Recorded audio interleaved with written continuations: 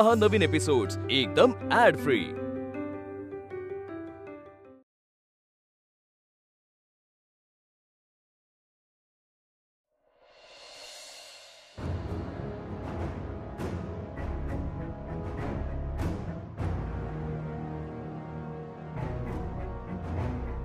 विक्रांतही आता मोकळा झालाय, म्हणजे आता सारिकाच्या लग्नाचं आपण मनावर घेऊ शकतो। अहो, विक्रांतला आरतीशीच तर लग्न करायचं होतं, आरतीचं लग्न ठरलं म्हणून तर विक्रांतने जीव देण्याचा प्रयत्न केला। नूतन वहिनींना भेटायला जाऊया आणि विक्रांतच्या लग्नाची बोलणी करूया।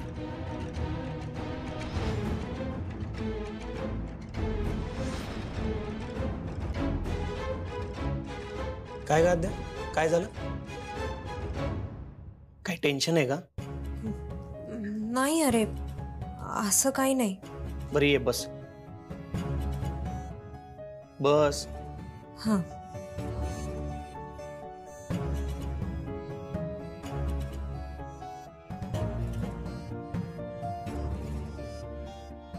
हे बघ, चेन्नईवरून काही कोटेशन्स आणले, ते सगळे या फाईल मध्ये लावून ठेवले।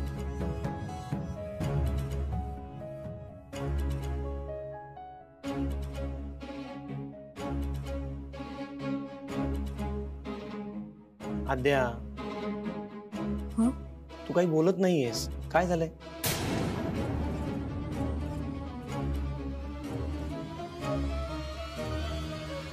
तुझं अमूल्याशी काही बोलणं झालं का? नाही, तू मला सांगितलं तिने राजीनामा दिलाय आणि त्यानंतर बोलायला वेळच नाही मिळाला। पण काय? तिचं आणि वेदांचं पटत नाही, खटके उडतात, हे बघत आलोय मी। पण आज ती मला वेदांसोबत त्याच्या कारमध्ये दिसली। हो, म्हणून मी काही फोन नाही केला अमूल्याला।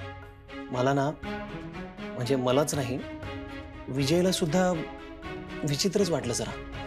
अरे, दादाने कदाचित तिला विक्रांत विषयी बोलायला बोलवलं असेल। हे बघ, चेन्नई आणि आजूबाजूच्या परिसरात मी खूप ठिकाणी व्हिजिट्स केले, त्या फाईलमध्ये सगळे डिटेल्स आहे, तू नीट वाचून घे। इतक्या कमी किमतीत आपल्याला इतक्या चांगल्या डिझाईन्स मिळतील असं वाटलं नव्हतं मला।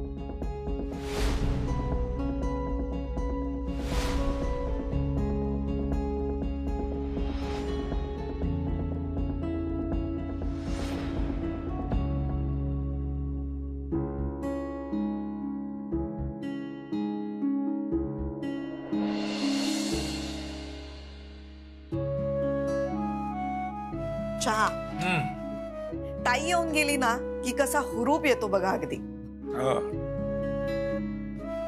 तिने लगेच गुरुजींना फोन लावला, आम्ही जाऊन भेटूनही आलो। अहो, तुमच्याशी बोलतीये मी। मग ऐकतोय मी, असं काय? हे बघा, मुहूर्ताच्या 4 तारखा दिल्यात गुरुजींनी पुढच्या महिन्यातल्या। या चांगल्यात म्हणाले, विषम तारखेला लग्न करा म्हणाले आणि वेळ सुद्धा विषम असली पाहिजे, म्हणजे 9 तारखेला 9 वाजता असं काहीच। बसलास, एक काम करा, एखादा शनिवार रविवार बघून नक्की करून टाका। का मुलीच्या लग्नाला तुम्ही 4 दिवस सुट्टी काढणार नाही? मला तसं नाही म्हणायचं, मला असं म्हणायचं की सुट्टीच्या दिवशी कसं पाहुण्याला पण जरा सोयीचं होतं ना, म्हणून दुसरं काय नाही। बरं, हिच्या कॉलेजचा स्टाफ सुद्धा येणार असेल, मी बोलवलं असेल ना सगळ्यांना, काय ग? नाही। का? मी म्हटलं की एकदा लग्नाची तारीख ठरलं की मगच सांगेन ना, आणि तसंही ते लग्न ठरल्यानंतरचे गप्पा मस्करी वगैरे फार बोरिंग वाटतं मला। नाही, तोच-तोचपणा असतो सगळ्या बोलण्यामध्ये। खरं तर लग्न समारंभ म्हणजे ना अत्यंत कंटाळवाणं असतोच असं नाही, नाही का? आपलं लग्न कुठे झालं होतं कंटाळवाणं, काय हो? आणि हिच्या लग्नात तर काय अमूल्य आहे, मग धमाल धमाल येणार आहे तुझ्या लग्नामध्ये। अण्णा, हे गौतमचे आई बाबा लग्नासाठी खूपच घाई करतायत नाही?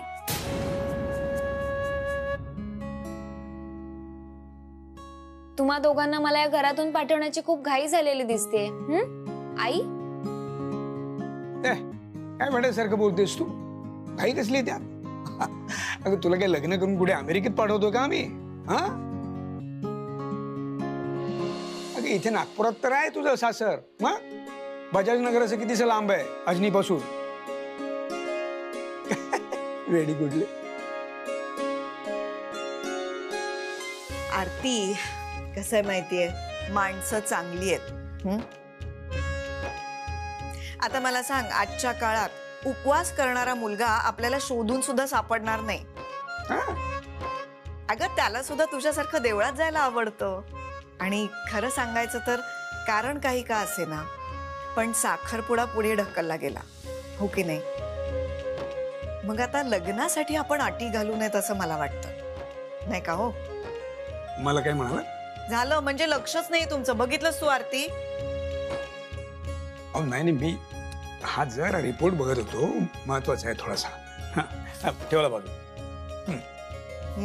हे बघा, यादी केलेली आहे मी. ही तुमची यादी आहे. हे सगळे फोन तुम्ही करायचे, कारण हे सगळे तुमचे नातेवाईक आहेत. एवढे? आरती, हे घे, ही तुझी लिस्ट आहे, तू फोन करायचेस. आई अगं माझ्या लग्नाची बातमी मीच देऊ? काय हरकत आहे? हे बघ, घरात इन मिन 4 माणसं. अमूल्याची लिस्ट सुद्धा तयारच आहे. आणि ही सगळी माणसं इथलीच आहेत अगं, अजनीतली, जवळचीच. त्याच्यात एकही नाव असं नाहीये की तुला अगदी संकोच वाटेल. त्यामुळे कर. चला मी पण करते.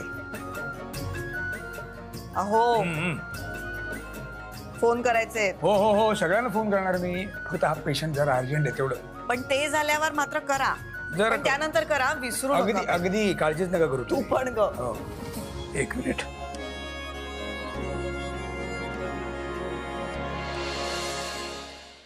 इतक्या कमी बजेटमध्ये इतक्या चांगल्या डिझाईन्स इथं तरी मिळणं शक्य नाहीये. सो ज्यांनी ज्यांनी मला कोटेशन्स पाठवलेत त्या सगळ्यांना मी ऑलरेडी मेल केलाय. आता फक्त त्यांचा रिप्लाय यायचा बाकी आहे. आणि मी तुला सांगतो, आद्या, आज तुझं कामात लक्ष लागत नाहीये. काय झालं? अरे असं काही नाही.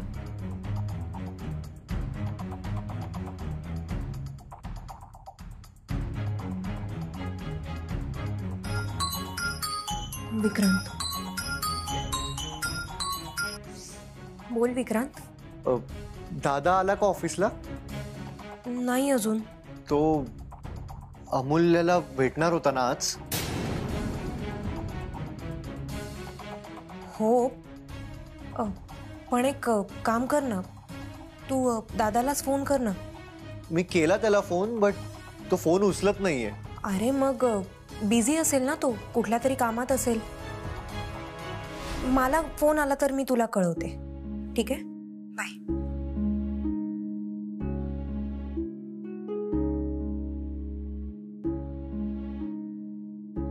सार्थक, अमूल्याला फोन करशील? तिला ऑफिसमध्ये बोलावून घे. ती वेदांत बरोबर असेल. निरोप दे ना फक्त. बरं ठीक आहे. इव्हानात झालं असेल त्यांचं बोलणं. हे बघ, आपण आपले वाद बाजूला ठेवून विक्रांत आणि आरतीचा विचार केला पाहिजे. तुझं तुझ्या बहिणीवर प्रेम आणि माझं माझ्या भावावर. सो किमान यासाठी तरी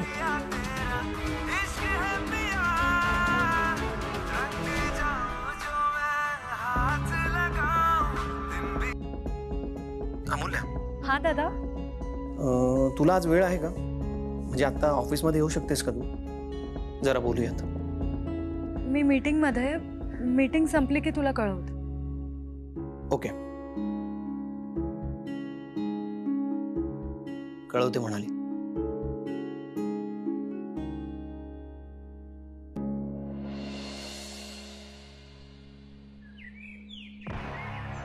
हे बघ, आपल्यात झालेलं सगळं बोलणं बाजूला ठेव. बोलणं की वाद? जे काही आहे ते बाजूला ठेव. आणि मी जे म्हणतोय त्याचा विचार कर. तू बोलल्याप्रमाणे मी माझ्या भावाशी बोललो, त्याची बाजू समजून घेतली. माझ्या भावाचं तुझ्या बहिणीवर प्रेम आहे, मध्ये बोलू नकोस. तुझ्या बहिणीचं माझ्या भावावर प्रेम आहे का नाही ते तिला जाऊन विचार. तिच्या मनात नेमकं काय आहे ते विचार. तिला खरंच गौतम आवडतो का विक्रांत बद्दल? बघ, माझी बहीण माझ्यापासून कुठलीही गोष्ट लपवत नाही. ती माझ्याकडे सगळं काही मन मोकळेपणाने बोलते, त्यामुळे मला तिला परत विचारायची गरज नाही. तूच बोलत असशील, तिला बोलण्याची संधीच देत नसशील तू. झालं, पुन्हा केलास ना वाद सुरू. चल सोड म्हण. कुठे कुठे म्हणजे माझ्या स्कूटर पाशी. मी जाऊन मेकॅनिकला बोलवते. मी तुला सोडू? वेळ नाही माझ्याकडे, ऑफिसला जायचं. एकतर तुझ्यामुळे मी माझ्या मीटिंग पोस्टपोन केल्या. माझ्यामुळे? हो. हे बघ, तुला बोलायचं होतं म्हणून मी इथे आली. आणि काय रे, इतका वेळ आपण माझ्याविषयी वाद घालत होतो. व्हॉट व्हॉट काय व्हॉट? तुला ऑफिसला जायचं होतं ना, मग मलाही ऑफिसला सोड. सार्थक दादाचा फोन आला होता, मला बोलवलंय त्याने भेटायला. ऑफिसला जाईन आणि तिकडेच मेकॅनिकला बोलवून घेऊ. तो सोडेल मला स्कूटर पर्यंत. आय एम शुअर त्याच्यात तुझ्यापेक्षा जास्त माणुसकी असेल.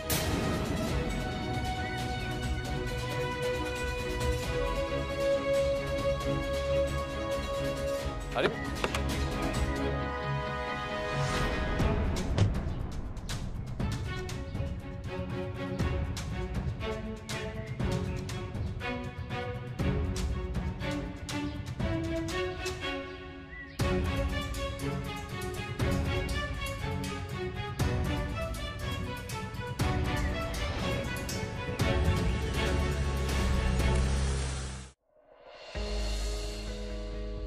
आत्या, घे.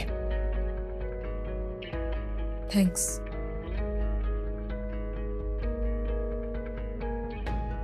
तुझं नक्कीच काहीतरी बी नसलंय.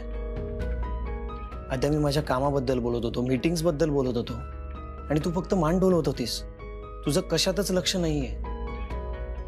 तू एअरपोर्टवर मला हक केलंस, पण त्या स्पर्शात सुद्धा मला फरक जाणवला. आणि आता ऑफिसमध्ये सुद्धा तू नुसती बसून आहेस. काय झालंय तुला? आद्या, आद्या, ग आद्या, तू शांत हो दे. शांत हो आद्या. काय झालं? तुला घरी कोणी काही बोललंय का? पप्पा? विक्रांत बद्दल विचार करतेस का?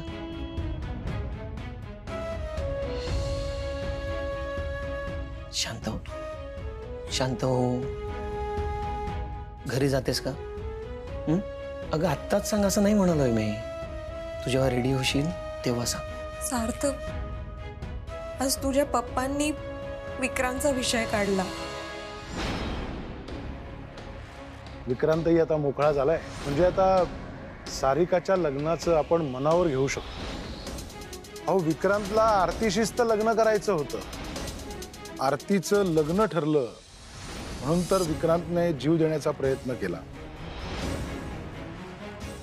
नूतन वहिनींना भेटायला जाऊया आणि विक्रांतच्या लग्नाची बोलणी करूया. त्यावेळी तुम्ही भावंड घाबरलेले असाल, त्यामुळे वहिनींना काही सांगितलं नाही. आणि ते ज्या पद्धतीने बोलत होते ना, मला मला खूप कोंडीत पकडल्यासारखं झालं. आणि उद्या पुन्हा जर अशी चूक विक्रांतने केली तर? त्यामुळे वहिनींच्या कानावर हा विषय घालायला हवाच. सार्थक, ते आईला सांगतील विक्रांतने जे काही केलं ते कोणामुळे. मी काय करू? त्यांनी विचारलेला तो प्रश्न तर मी विसरूच नाही शकत. ते असा प्रश्न तरी कसं विचारू शकतात? विक्रांत सख्खा भाऊ आहे माझा सार्थक. त्याच्यासाठी ही गोष्ट केवढी सेन्सिटिव्ह आहे माझ्या घरी आई समोर हा विषय निघाला तर काय होईल मी कल्पनाच नाही करू शकत आहे. आद्या शांत. माझे पप्पा पण ना आतापर्यंत ही गोष्ट सुमन मावशीपर्यंत पोहोचली नव्हती, पण आता सार्थक मला खरंच खूप टेन्शन आलंय. मी काय करू? मी वेदांत दादाला सांगू का सगळं? नाही, पण तो सुद्धा कसा रिॲक्ट होईल काहीच सांगू शकत नाही. सगळं तिरपागड होऊन बसलंय.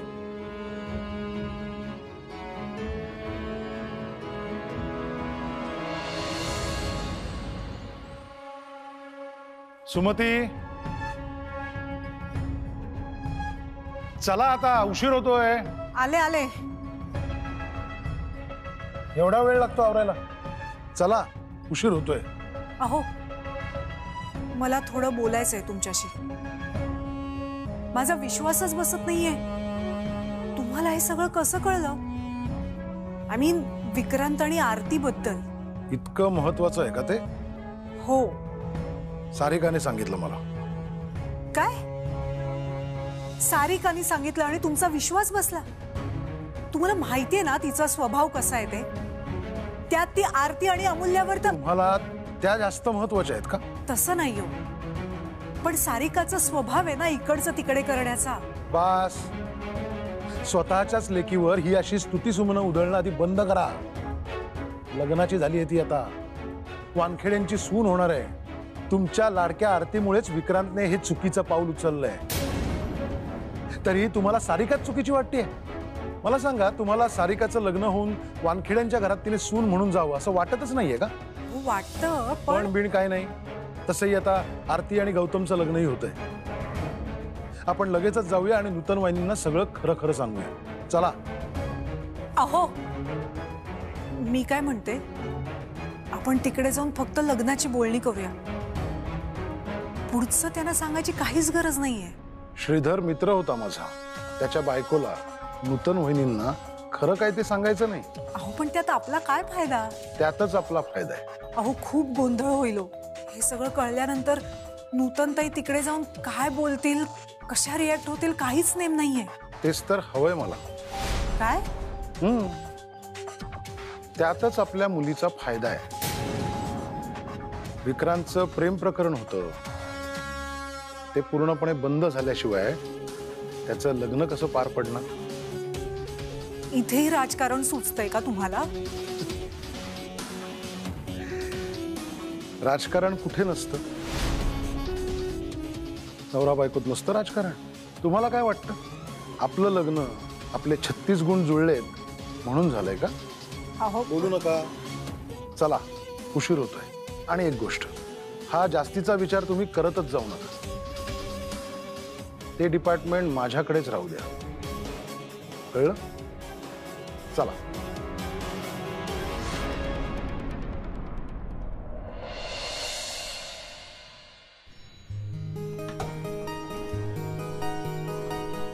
ओ अमूल्य मॅडम, काय मग कशा आलात तुम्ही? म्हणजे कशाने आला? पायांनी.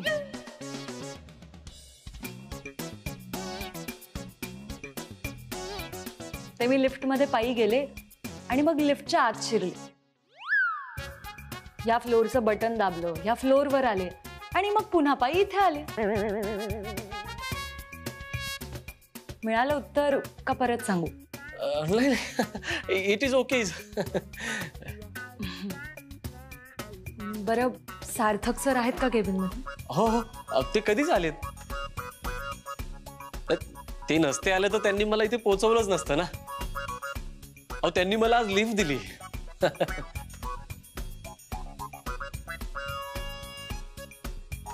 पण ते वेदांत सर अजून कसे काय नाही आले?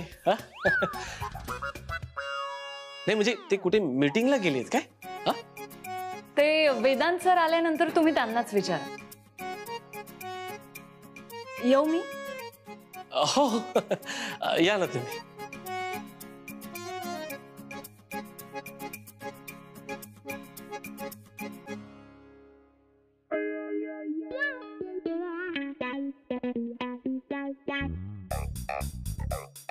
राजीनामा घेतला वाटते परत.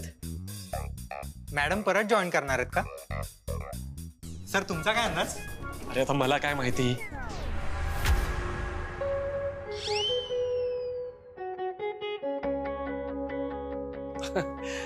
Hello sir, welcome. आलात तुम्ही? काय चाललंय इथे? हा